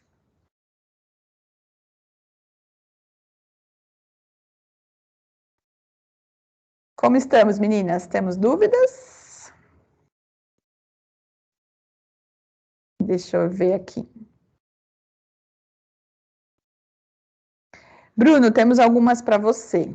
Ó, pergunta da Nina. Professor, qual a sua experiência na disfunção cognitiva em gatos com o uso da trazodona?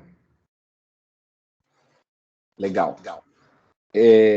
Na disfunção cognitiva, não nenhuma experiência. Na verdade, a trazodona, ela não tem nenhuma indicação a princípio, não tem nenhum estudo para uso prolongado. A trazodona, o que a gente faz com ela, a gente tem, que inclusive é bem interessante, né, para quem vai atender a domicílio, fazer algum exame ou na própria clínica, a gente tem utilizado ela para diminuir o estresse, para diminuir a ansiedade daquele animal que às vezes está, né, muito irascível, e a gente precisa dar uma diminuída nisso. Então a gente faz o uso dela hora e meia, né, 2 horas antes dessa manipulação, e aí sim esse animal ele permite uma manipulação de uma forma muito mais adequada. Muito semelhante ao que a gente usa também com a gabapentina em altas doses, né, de 50, 100 miligramas para o gato. Mas a longo prazo a gente ainda não sabe como ela se comporta no gato. A gente precisa de estudos ainda para poder afirmar, porque ela, queira ou não, ela é um antidepressivo não tricíclico, no caso, vai ser um antidepressivo atípico que a gente fala. E vai melhorar sinais no ser humano, né, utilizado principalmente para melhorar sinais de depressão. Vai melhorar um pouco a movimentação, vai melhorar um pouco essa questão de cognição, mas a longo prazo a gente não sabe como isso vai se comportar, então tomar um pouco de cuidado. Eu vou esperar as próximas perguntas, vamos ver se alguém vai perguntar um tema que eu não deixei, eu deixei para falar no finalzinho para vocês, assim, só jogar no ar. Tá bom, beleza, vamos para a próxima. Então, a Gabriela Nascimento perguntou se a acupuntura ajuda em casos de disfunção cognitiva. Já indicou como tratamento associado? Sem dúvida, sem dúvida. Então, assim, todas essas terapias alternativas, né, complementares, são coadjuvantes, eu acho que podem somar e podem ser benéficas. Então, eu sempre falo, a gente tem que tomar muito cuidado para falar assim, não, eu não quero fazer nada de dieta, nada, só acupuntura, aquela pessoa que pensa que só aquilo vai resolver. Aí a gente tem que tomar um pouco de cuidado, mas associar as coisas é sempre bom. Diminuindo a ansiedade, tudo que a gente falou aqui, a acupuntura pode ajudar, sim. Tá, legal. Bárbara Vieira pergunta, professor, em relação... Não, pera, a Bárbara... que perguntou da... não, tá certo. Professor, em relação à fisioterapia e reabilitação animal, o que você tem visto para a disfunção cognitiva? Na verdade, esses pacientes é importante porque eles têm toda uma questão de perda de massa muscular, vai começar a ter hipotrofia de membros, eles fazem menos atividade. Essa fisioterapia, existem várias modalidades que podem, sem dúvida nenhuma, ajudar, inclusive, na liberação de dopamina, isso pode, de uma forma geral, dar um pouco dessa condição. A gente não tem estudos que mostram esse benefício cientificamente, mas eu acho que é mais a falta de estudos. Eu acredito que isso possa ser benéfico, com certeza, como auxiliando, né? Mas cuidado, não vai submeter esse animal àquela fisioterapia ativa, pesada, porque é um animal que já não quer se movimentar e você vai deixar ele mais ansioso, às vezes com dor, e precisa tomar um pouco de cuidado. Tá bom, ótimo. E o Luiz André perguntou... não, ele só comentou que verdade, é muito bom para utilizar em cães agressivos pré-atendimento 2 horas antes. A trazodona. Isso, exatamente. Legal, então, também, Ele deu isso aí. uma comentada. Por hora, acho que é isso, Bruno. Mais alguém, gente? Mas peraí que ele fez uma pergunta. Mas será que a trazodona também não ajudaria no relaxamento muscular e sono nesses pacientes que, além do distúrbio de cognição, tem dor neuropática? Então, a gente precisa de estudo para mostrar, porque ele não vai atuar na dopamina, ele atua muito mais na serotonina. Então, a gente vai precisar entender a longo prazo, não só na serotonina, mas é um dos principais, a longo prazo, no gato, no cão, a gente vai precisar entender como é que ele vai atuar nos demais sentidos. Então, a gente precisa de estudos para isso. A pergunta que eu imaginei que ia surgir e não surgiu, por incrível que pareça, porque todas as últimas apresentações que a gente tem feito, conversado, sempre está surgindo a conversa do CBD, do canabidiol, dos canabinoides de uma forma geral, né? Tá. Então, assim, isso pode ser uma pergunta muito comum, o pessoal tem prescrito muito, embora no Brasil isso ainda, essa normatização ainda não esteja, né, na veterinária, a gente está trabalhando até para tentar ajudar isso a ficar mais rápido. Tá. A gente acabou de aprovar, inclusive, um projeto de liberação junto com a Anvisa e a gente está recebendo o canabidiol isolado para epilepsia.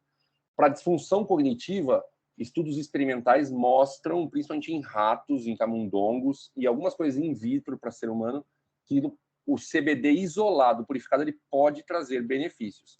Mas, gente, muito cuidado. Eu estou vendo muita gente prescrevendo canabidiol, os óleos que são mesclados e tem THC associado para paciente com disfunção cognitiva. Nós não temos nenhuma evidência científica de alto, né, impacto mostrando a sua eficácia ainda. A gente precisa de estudos. Então, cuidado para não inverter a ordem de tudo que a gente falou até agora e ficar prescrevendo só CBD para tudo. Muito cuidado com isso.